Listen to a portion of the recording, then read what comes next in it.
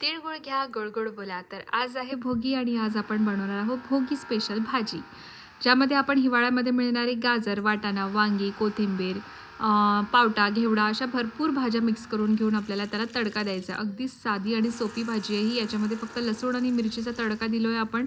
वरून त्याच्यावरती हळदी, मीठ आणि तीळ टाकायचे आहेत. तीळ हे सगळ्यात महत्त्वाचे, कारण की हिवाळ्यामध्ये येणारा हा सण असतो आणि हिवाळ्यामध्ये जे पण काही तीळ असतं हे एक प्रकारे उष्णता निर्माण करतं, ऊब निर्माण करतं आपल्या शरीरामध्ये आणि ते शरीरासाठी खूप महत्त्वाचं असतं, बरोबर.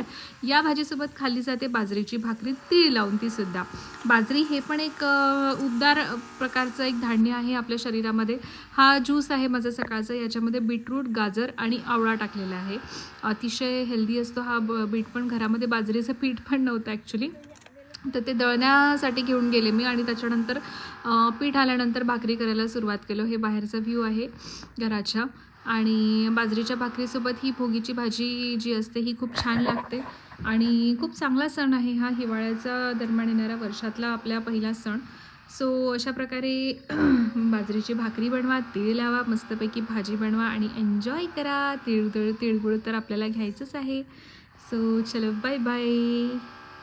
Happy Makar Sankranti to everyone.